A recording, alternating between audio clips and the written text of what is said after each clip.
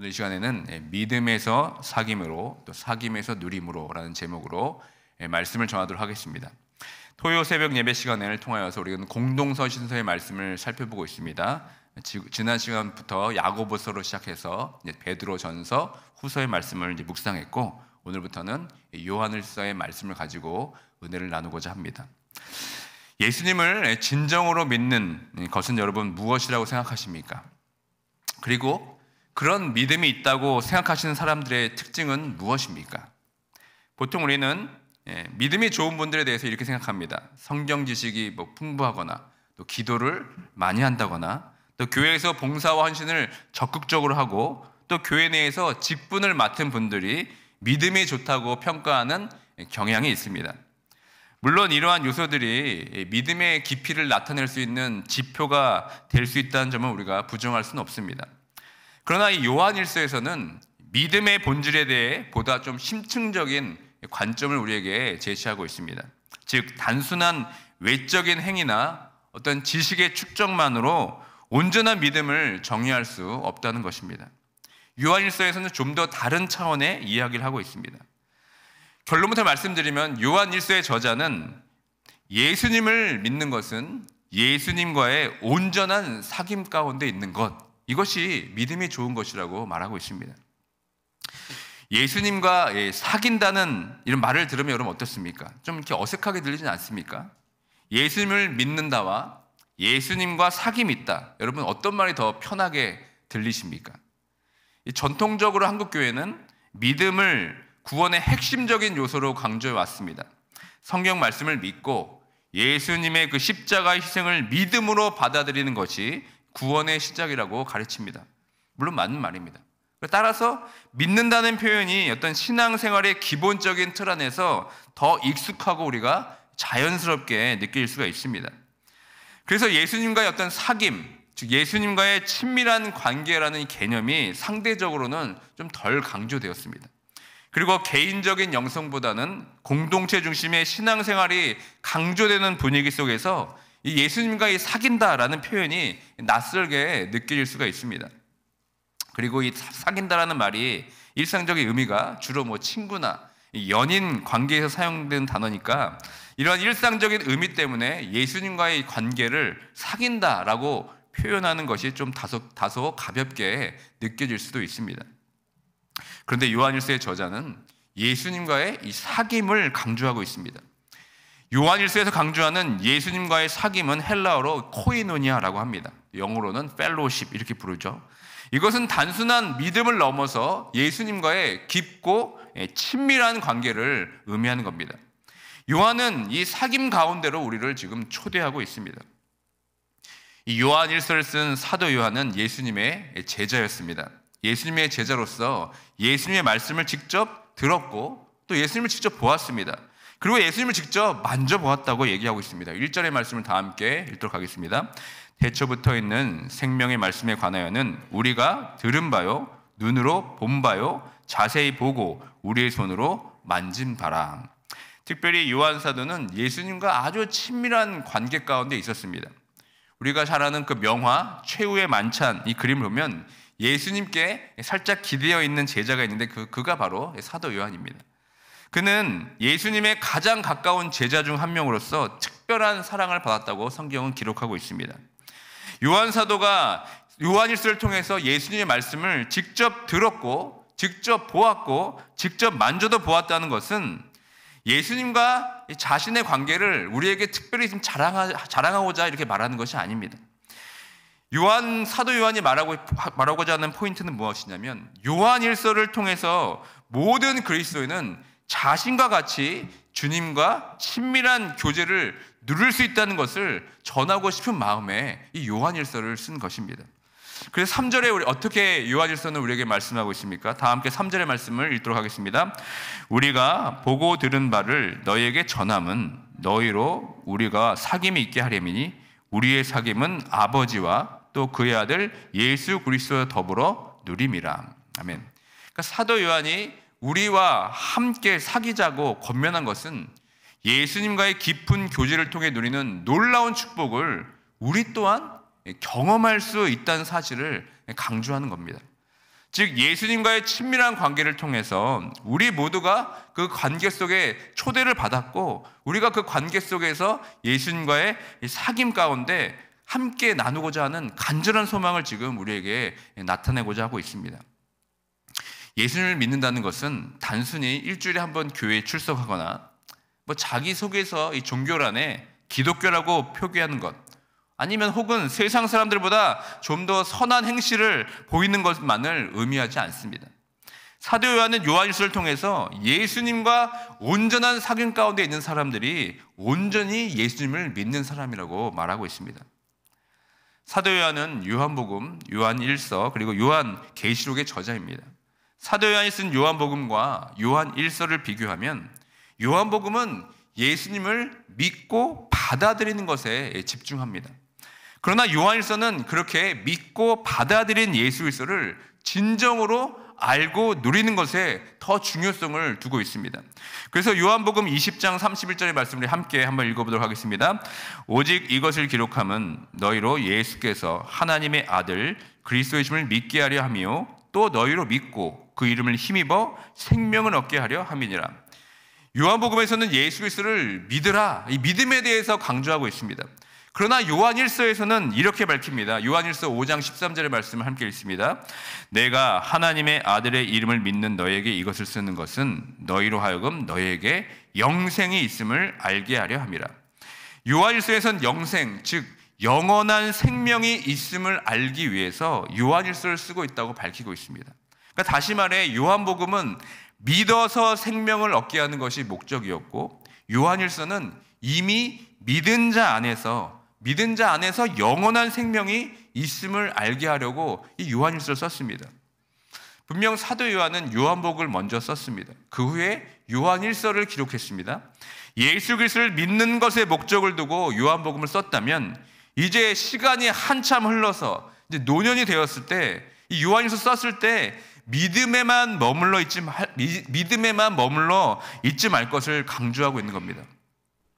사도 요한은 우리가 단순히 그리스도를 믿음으로 의롭다함을 얻는 것에 머무르지 않고 더욱 적극적으로 예수 그리스도와 깊고 지속적인 관계로 나아간다는 것을 말하고 있습니다. 우리는 구원의 근원이 하나님께 있음을 잘 알고 있지만 이 구원받은 이후에 우리가 어떻게 하나님과의 관계로 나아갈지에 대해서는 잘 모르는 것 같습니다. 사도 요한은 바로 이 점을 우리에게 지금 일깨워주고 있는 겁니다.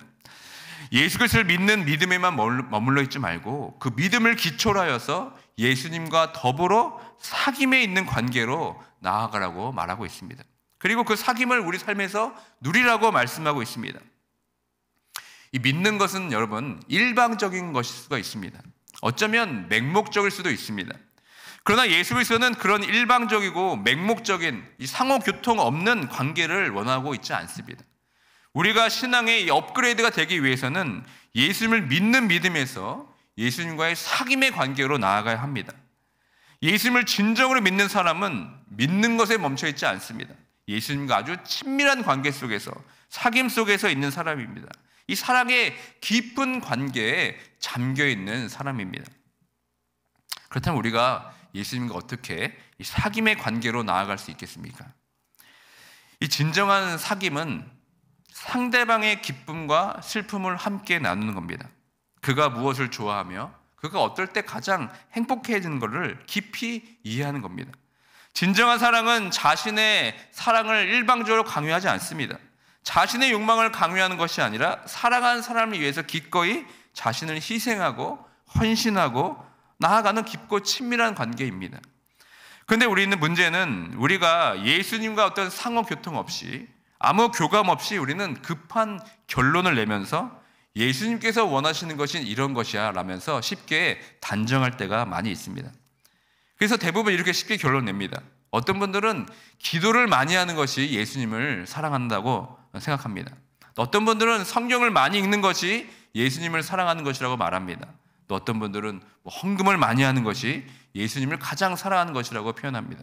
또 어떤 분들은 전도하는 것이, 선교하는 것이 예수님을 가장 많이 사랑하는 것이라고 말합니다. 다 자기가 하는 방법이 가장 예수님을 사랑하는 것이라고 주장하기도 하고 또 남들에게 강요하기도 합니다.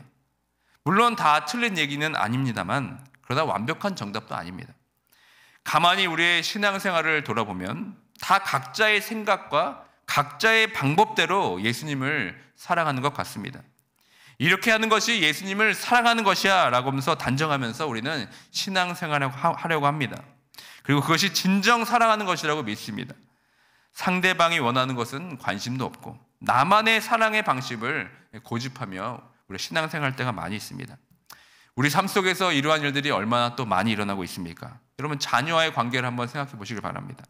우리는 최선을 다해서 자녀들을 사랑한다고 믿지만 아이들은 우리의 마음을 몰라주고 오히려 반발할 때가 얼마나 많이 있습니까? 특별히 우리가 고집하는 사랑의 방식이 오히려 관계를 악화시키는 경우가 얼마나 많이 있습니까? 그러면 결론이 어떻게 끝납니까? 내가 너를 얼마나 사랑하는데 어떻게 나한테 그럴 수 있냐면서 억울함을 토로한 채 속상해합니다. 또 성도와의 관계도 마찬가지입니다. 나는 어떻게든 그 성도를 품으려고 사랑하려고 애쓰는데 상대방이 전혀 변화가 없습니다. 오히려 그 사랑이 부담스럽다는 이야기만 듣습니다. 왜 그렇습니까? 그것은 각자가 원하는 사랑이 다르기 때문에 그렇습니다. 내가 너무나 그를 사랑하는데 사랑하는 방식이 틀린 것입니다. 신앙생활도 마찬가지인 것 같습니다. 예수님께서 진정으로 원하시는 이 사귐의 관계에 대해서 별로 관심이 없고 그저 내 사랑의 방식만 여러분 주장하고 있지는 않습니까? 그렇다면 예수님이 가장 원하시는 사랑이 무엇이겠습니까? 우리가 이것에 답을 하기 위해서 일단 우리의 신앙생활의 패턴에서 한 발자국 물러나서 다시 한번 고민해 보길 원합니다. 자기 스스로 단정짓고 일방적으로 자신의 행위가 예수님을 사랑하는 것이라는 것을 주장하기보다는 과연 우리 마음 가운데 예수님께서 진정 원하시는 사랑이 무엇인지 우리가 다시 한번 고민해 봐야 되지 않겠습니까? 우리가 예수님과의 사귐의 관계를 위해 기도하고 말씀을 본다고 결론을 내리지만 우리 마음의 동기를 다시 한번 살펴볼 수 있어야 됩니다. 더 많이 기도하고 더 많이 말씀을 보는 것으로 나는 예수님을 사랑하고 나는 예수님과의 사귐의 관계에 있다고 말하기보다는 이렇게 다시 한번 마음의 동기를 바꾸면 어떻겠습니까? 우리가 원하는 것만 막 쏟아내는 기도에서 벗어나서 예수님께서 진정으로 원하시는 이 사귐의 관계가 무엇인지 그 알기 위해서 여러분 기도를 하는 겁니다.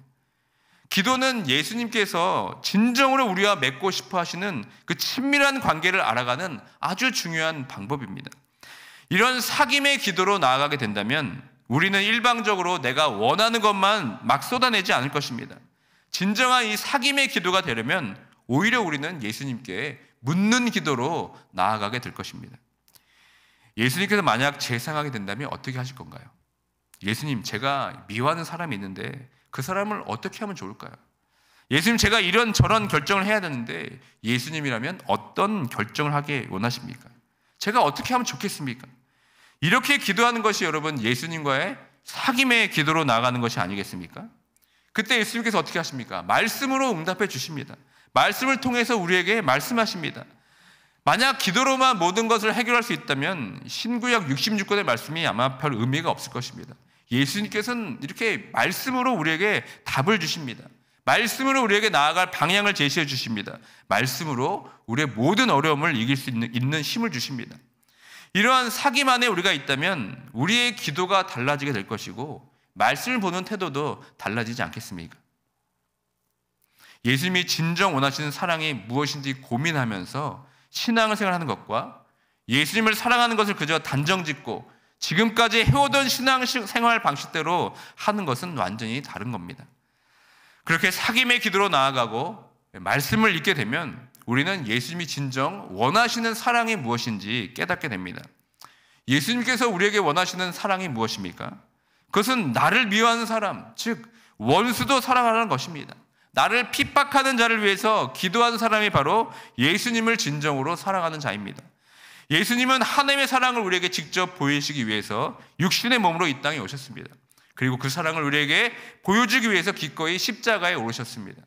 그 십자가에서 자신을 죽이라고 외쳤던 그들을 불쌍히 여겨달라고 기도했습니다. 그리고 그들을 위해 십자가에서 죽으셨습니다.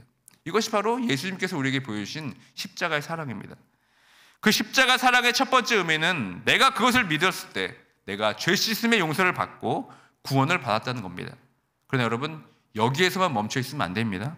나도 그렇게 예수 그리스도의 용서로 구원을 받았듯이 나도 나를 미워하는 자들을 용서하고 사랑하는 데까지 나아가야 됩니다. 이것이 진정으로 예수님과의 사귐 가운데 있는 거고 예수님을 사랑한다는 확실한 증거가 아니겠습니까? 그런데 여러분, 우리가 이 이야기를 얼마나 많이 들었습니까? 제가 처음 하는 이야기가 아니지 않습니까?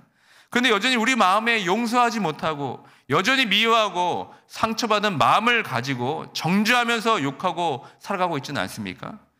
오히려 그 숨겨진 마음을 감추기 위해서 오히려 더 외식적으로 우리가 신앙생활을 하고 있지는 않습니까?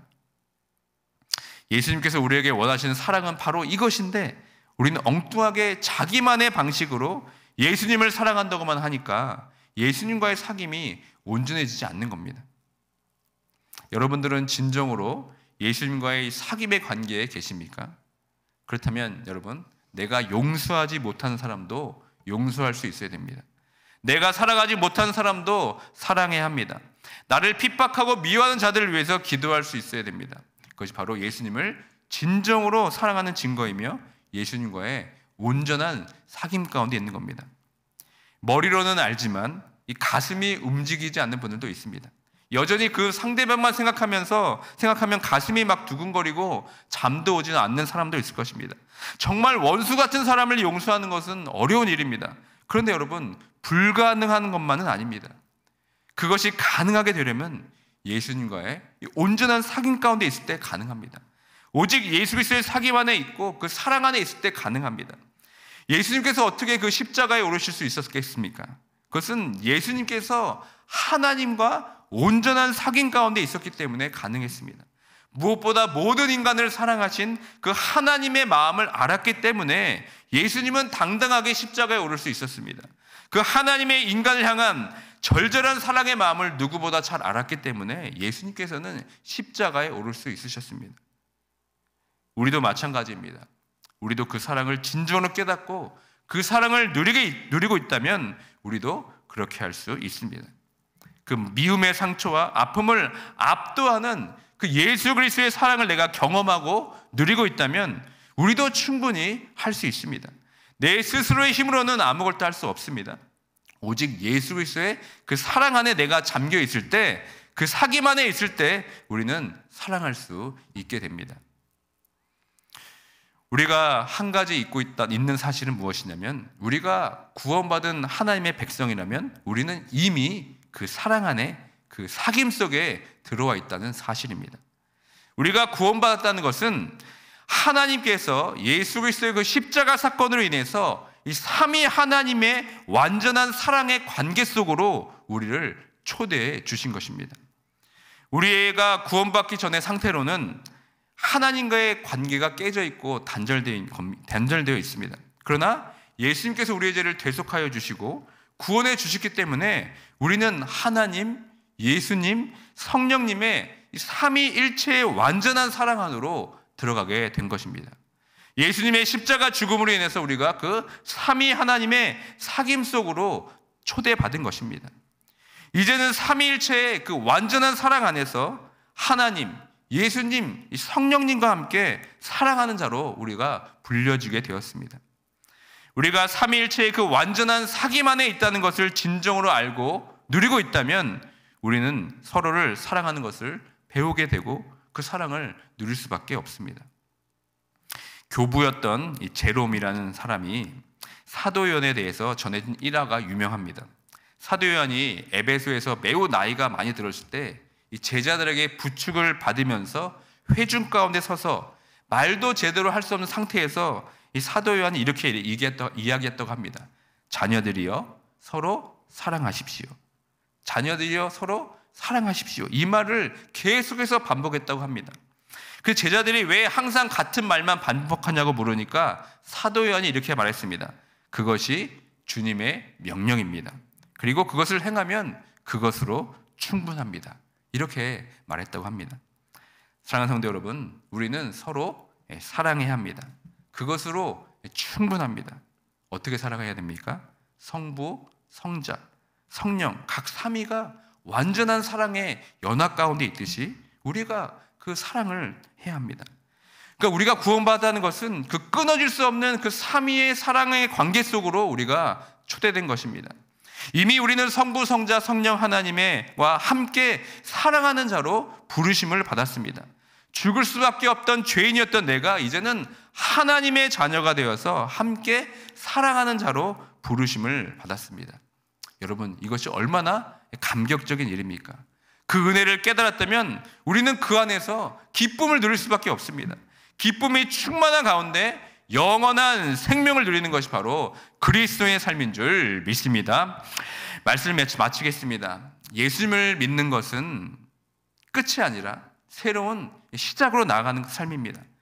여러분, 이제는 믿음에만 머물러 있지 마시길 바랍니다. 이제는 예수님과 친밀한 사귐 가운데로 나아가시길 바랍니다.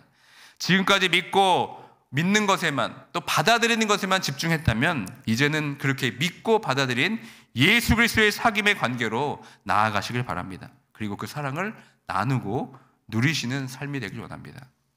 앞으로 계속되는 요한일서의 말씀을 통해서 예수 그리스도를 믿음에서 사귐으로, 또 사귐에서 누림으로 살아가는 모두가 되길 주님의 이름으로 축원드립니다. 아멘. 이 시간 말씀을 기억하며 다 함께 기도하기 원합니다. 이제는 예수 그리스도를 믿고 있다는 사실에 머물러 있지 마시길 바랍니다. 이제는 그 믿음을 통하여서 하나님, 예수님, 성령님과의 깊은 사귐의 관계로 나아가길 바랍니다. 그 삼위 하나님의 사랑의 관계 속으로 우리는 이미 초대가 되었습니다. 이제는 내가 원하는 사랑이 아니라 예수 그리스도께서 원하시는 사랑으로 나아가길 원합니다. 일방적인 사랑이 아니라 진정한 사귐의 사랑으로 나아가는 우리의 삶이 되어서 하나님과 우리의 사랑하는 가족, 친구, 성도, 이웃들과의 온전한 사귐으로 나아가는 우리 모두가 될 수 있도록 이 시간 다 함께 우리의 입술을 벌려서 간절한 마음으로 소리내어 함께 기도하며 나가도록 하겠습니다.